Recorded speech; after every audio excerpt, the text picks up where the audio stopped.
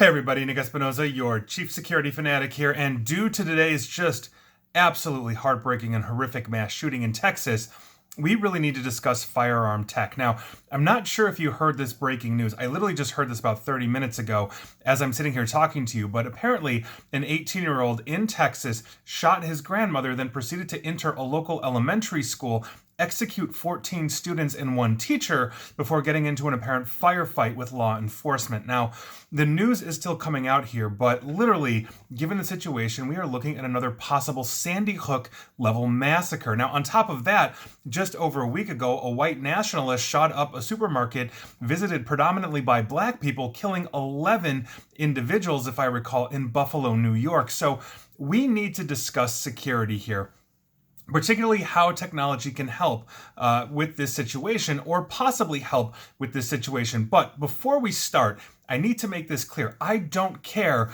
whether you are pro-gun or anti-gun. All rational people on both sides of this are deeply angered and shocked by the ongoing shootings. I'm not going to adjudicate this politically. The U.S. government appears to be paralyzed in terms of passing any kind of legislation, as one side has basically a zero-sum approach to restrictive laws, and the other side really doesn't have the votes or can't get it together, thanks to lobbyists and other things as well. Now, I say this to say that basically we are on our own here in the United States at the state and local level when it comes to any kind of firearms or how they're handled, et cetera, et cetera. Again, I am not adjudicating this political battle. We're going to talk about the tech that schools and other entities can deploy to possibly help here. And now for that, we're going to turn to a recent article from MSN that was in my queue for use at some point in one of these daily posts, but it just got bumped up to the top for obvious reasons. Now, this article from MSN talks about a company called Evolve Security. That's Evolve without the last E.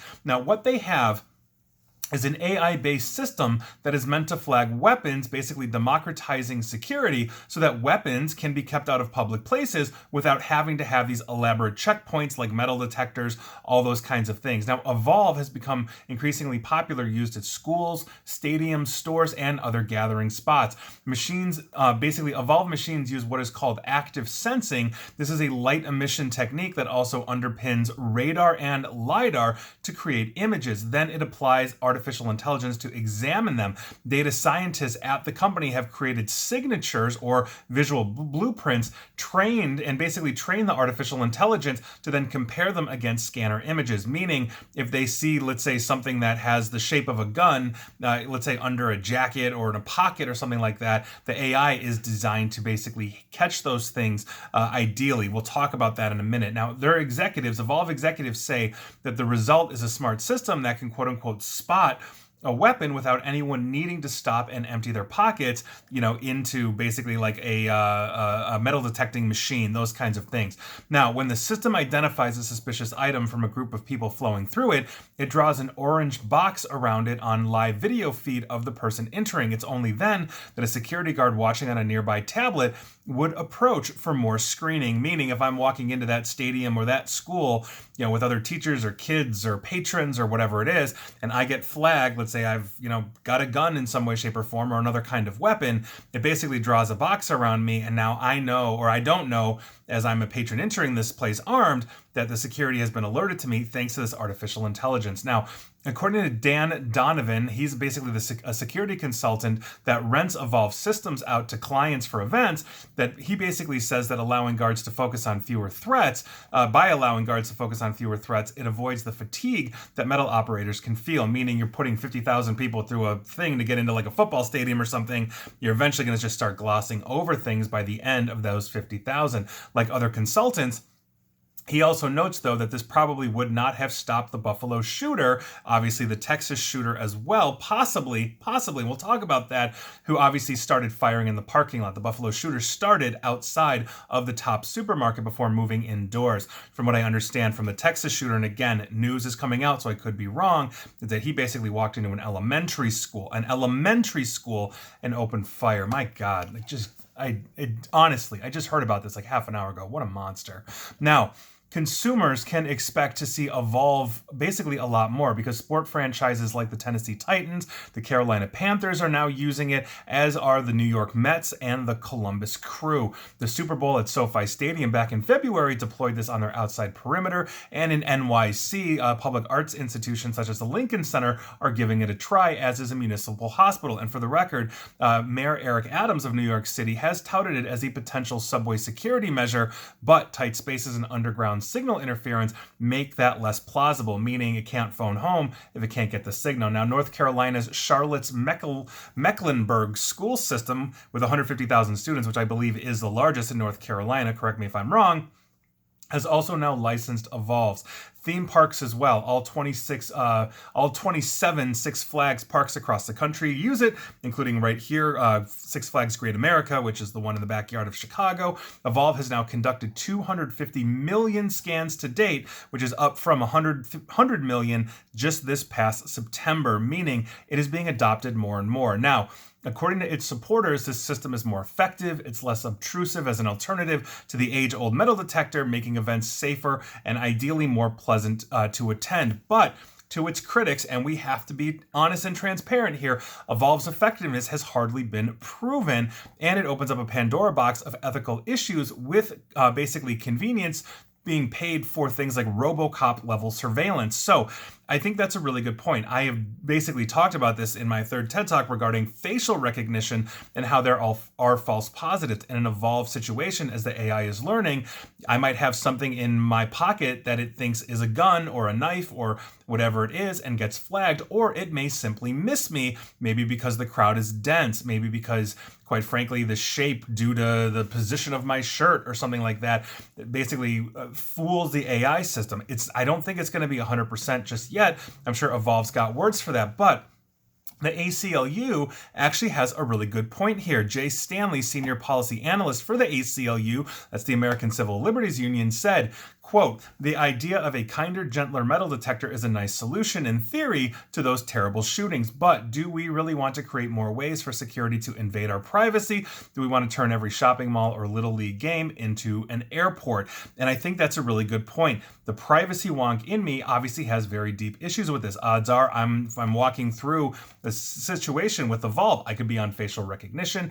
It could understand my gait, my body style. It is basically searching me for unusual lumps. I don't know, maybe I've got an insulin pump with me or something like that, because I'm a diabetic. I'm not a diabetic, but if I was and maybe I had one, would that be flagged as a weapon?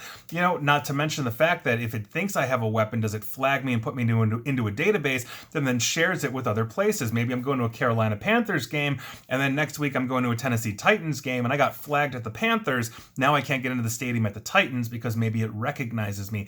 These are things that we honestly have to talk about, but if you're looking at leveraging technology for this, this may actually be beneficial. If it is as accurate as they say it is, or can be as accurate as possible, then maybe this recent Texas shooter walking into basically a school fully armed, whether the weapon was visible or not, if this can, let's say, identify it and then take immediate action, meaning lock all doors instantly due to smart locks and all those kinds of things, we may prevent or basically very heavily slow down a shooter. If there were armed guards in the school, and a lot of schools now have armed guards for obvious reasons, maybe they get an alert to say, oh my God, go to the south entrance, somebody is trying to break in or shoot through the window or something like that, because Evolve caught it and locked it down.